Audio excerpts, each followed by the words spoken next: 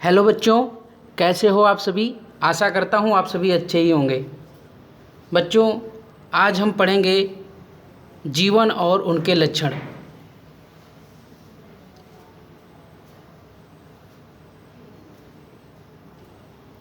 जीवन और उनके लक्षण। उससे पहले हम देखेंगे जीव विज्ञान की परिभाषा क्या है, क्योंकि कोई भी चैप्टर या कोई भी सब्जेक्ट शुरू करने से पहले थोड़ा उसके बारे में इंट्रोडक्शन होना चाहिए और हमें जानकारी भी होनी चाहिए।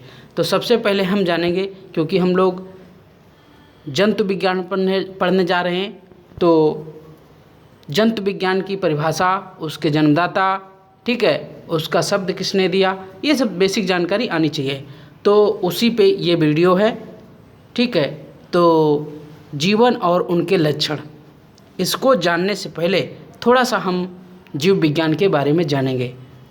तो जीव विज्ञान की अगर परिभाषा की बात करें तो क्या है, जीव विज्ञान विज्ञान की वह शाखा है जिसके अंतर्गत सभी जीवधारियों का अध्ययन किया जाता है। सभी प्रकार के जीवन, रचना एवं जैव प्रक्रमों का विज्ञान है। जीव विज्ञान लेमार्क व ट्रेविरेनस नामक वैज्ञानिकों ने 1802 में नाम दिया। अगर बायोलॉजी शब्द की बात की जाए तो बायोलॉजी शब्द दो शब्दों से मिलकर बना है, एक बायोस और दूसरा लोगस। जहाँ बायोस का अर्थ है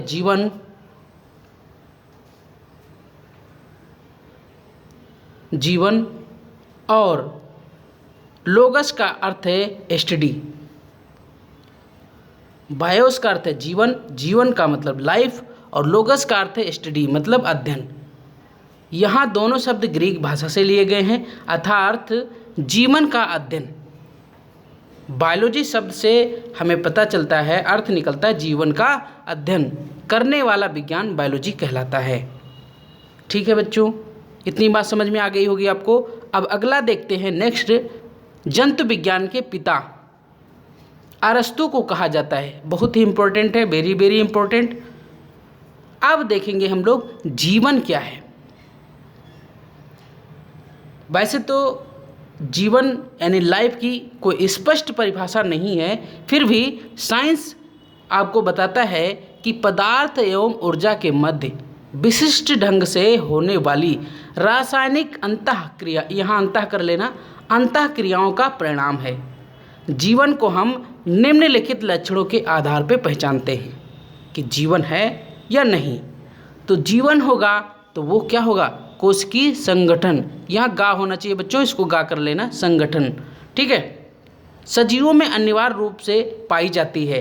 कोशिका ही जीवन की संरचनात्मक एवं क्रियात्मक इकाई है। ठीक है बच्चों, अगला देखते हैं। अगर कोई जीवित है या जीवन है जिसमें, वो क्या करेगा, उपापचयी क्रियाएं करेगा। ये लक्षण अगला दूसरा लक्षण है उपापचयी क्रियाएं। उपापचय क्रियाएं वह क्रियाएं होती हैं जिनके द्वारा जीवन के आधारभूत पदार्थ जैसे जीव द्रव्य का निर्माण होता है और कार्य करने के लिए एटीपी के रूप में ऊर्जा का निर्माण होता है। यह क्रियाएं दो प्रकार की होती हैं,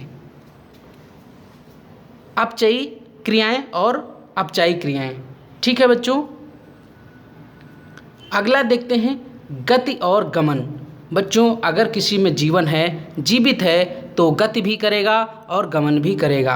गति और गमन एक ही स्थान पर स्थिर रहते हुए हिलना डुलना गति कहलाता है, और एक स्थान से दूसरे स्थान तक गति को गमन कहते हैं। पादप गति करते हैं और जंतुओं में गति और गमन दोनों पाया जाता है। बच्चों, ऐसा नहीं है कि आज पेड़ आंगन में लगा है और कल दरवाजे पे पहुंच जाएगा, ऐसा नहीं होता है।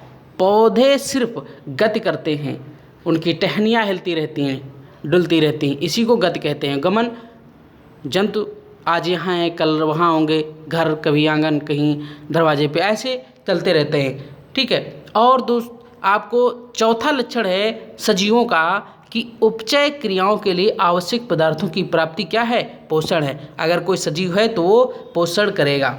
ठीक है। अगला है श्वसन, नंबर 5 श्वसन। अगर कोई जीवित प्राणी है तो वो श्वसन करेगा। ठीक है, श्वसन करेगा। श्वसन उपापचयी क्रियाओं के लिए गैसों की प्राप्ति और उनसे एटीपी के रूप में ऊर्जा का निर्माण श्वसन कहलाता है। अगला है उत्सर्जन। उत्सर्जन शरीर में बनने वाले बेकार के पदार्थ को शरीर से बाहर निकालने की क्रिया उत्सर्जन कहलाती है। ये सजीवों का एक लक्षण है। अगला देखेंगे प्रतिक्रियाशीलता। क्या है बच्चों प्रतिक्रियाशीलता? प्रतिक्रियाशीलता सजीव अपने वातावरण के खिलाफ प्रतिक्रिया व्यक्त करते हैं, जैसे छुई मुई के पत्ते को छूने पर मुरझा जाना, सांप को छूने पर काट लेना। ये सब क्या हैं? सजीवों के लक्षण हैं। अनुकूलनशीलता सजीव बदलते वातावरण के अनुसार अपने आप को ढाल लेते हैं। इस गुण को अनुकूलनशीलता कहते हैं। जैसे मनुष्य सर्दी पड़ती है तो सर्दियों के कपड़े पहन लेता है, ठीक है, आग जला लेता है, हीटर चला लेता है, और गर्मियों में कूलर लगा लेता है, एसी लगा लेता है, अपने आप को उसी अनुसार ढालने की कोशिश करता है, ठीक है। जंतुओं में क्या होता है? बहुत से कीट सर्दियां पड़ती हैं सुप्तावस्था में चले जाते हैं, जैसे सांप हुआ, बिच्छू हुआ, ठीक है, ये सब छिपकली हुआ, ये सब क्या करते हैं? जाके बिलों में दुपक जाते हैं, ठीक है, गर्मियां पड़ते ही ऊपर निकल आते हैं, ठीक है। अगला सजीवों का लक्षण है प्रजनन। बच्चों, प्रजनन अपने वंश को कायम रखने के लिए या अपने वंश की निरंतरता को बनाए रखने के लिए जीव अपने जैसी संतानें पैदा करते हैं। सजीवों के इस गुण को प्रजनन कहते हैं। अपवाद के तौर पर हम देखेंगे वायरस, हिंदी में इसको विषाणु कहते हैं, क्योंकि इसमें कोशिका नहीं पाई जाती है इसलिए यह सजीव नहीं है, परंतु प्रजनन की क्षमता इसमें पाई जाती है इसलिए यह निर्जीव भी नहीं है। इसे सजीव व निर्जीव के बीच की कड़ी माना जाता है। बच्चों, इतनी बात आपको समझ में आ गई होगी। हमने वायरस का अपवाद क्यों लिया? क्योंकि बच्चों अभी आपने देखा होगा 2019 में कोविड-19 आया, जिसको आपने कोरोना नाम से भी जानते हो। बच्चों, आपसे कहा गया कि किसी से हाथ मत मिलाओ, किसी का सामान मत टच करो।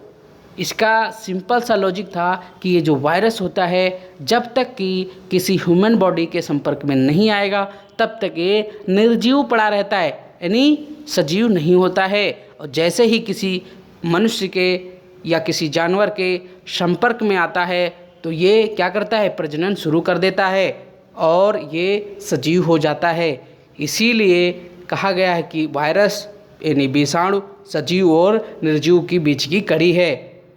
तो आशा करता हूँ बच्चों आपको वीडियो ज़रूर अच्छा लगा होगा। वीडियो अच्छा लगा है तो इसे लाइक करो, चैनल को सब्सक्राइब करो और वीडियो को भी अपने दोस्तों में शेयर करो ताकि इस वीडियो का ज़्यादा से ज़्यादा लोग फ़ायदा उठा सकें। हाँ, इससे पहले आप साइड में बनी घंटी को ज़रूर दबाओ ताकि आने वाली हर एक वीडियो की नोटिफिकेशन आप तक पहुंच सके। तो मिलते हैं बच्चों नेक्स्ट वीडियो में। तब तक आप स्वस्थ रहिए, मस्त रहिए और पढ़ते रहिए। मेरे साथ बने रहने के लिए बहुत बहुत धन्यवाद। जय हिंद बच्चों।